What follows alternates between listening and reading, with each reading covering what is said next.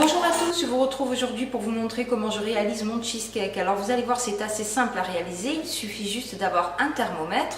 Vous en trouvez maintenant deux partout, il y en a même en supermarché qui fonctionnent très bien. Vous pouvez remplacer la vanille par du citron, par des zestes de citron, c'est d'ailleurs bien meilleur, je n'en avais pas sous la main, mais l'idéal dans un cheesecake c'est de mettre des zestes de citron. J'espère que la recette vous plaira, je vous laisse tous les ingrédients en barre d'infos et je vous dis à bientôt. Pour la base, vous aurez besoin de 135 g de petit beurre et de 80 g de beurre fondu.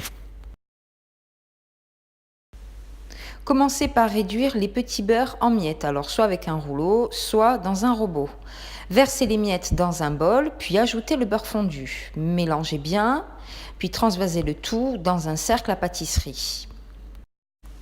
Tassez avec le dos d'une cuillère à soupe, puis enfournez pendant environ 10 minutes dans un four préchauffé à 160 degrés, chaleur tournante. Une fois que la base est totalement refroidie, je chemise le moule en insérant une feuille rhodoïde. Mais alors si vous n'en avez pas, c'est vraiment pas grave, le résultat sera pratiquement le même.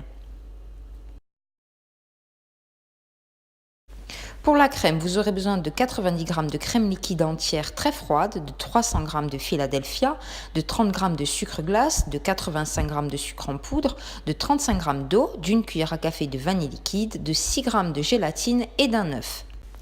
Commencez par réhydrater la gélatine dans un bol d'eau très froide. Montez la crème liquide en chantilly, alors en y allant progressivement, puis en accélérant jusqu'à ce qu'elle soit assez ferme. Réservez le bol au réfrigérateur. Versez maintenant le Philadelphia dans un grand bol, puis ajoutez le sucre glace, mélangez bien, puis ajoutez la vanille. Alors si vous voulez mettre des zestes de citron, c'est maintenant. Versez le sucre puis l'eau dans une casserole, cassez l'œuf dans le bol de votre robot, puis déposez la casserole sur le feu, puis actionnez le robot à vitesse moyenne jusqu'à ce que l'œuf soit légèrement mousseux. Arrêtez le robot, puis déposez la gélatine essorée.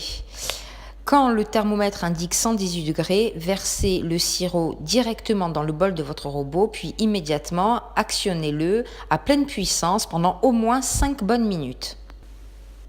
Au bout des 5 minutes, vous devez obtenir ceci. Récupérez maintenant votre mélange à base de fromage, ajoutez-le, puis actionnez le robot à pleine puissance pendant 10 secondes.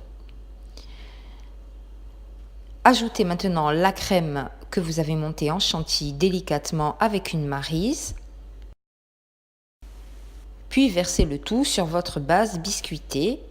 Lissez avec une spatule ou la maryse, puis déposez au réfrigérateur pendant au moins 3 heures.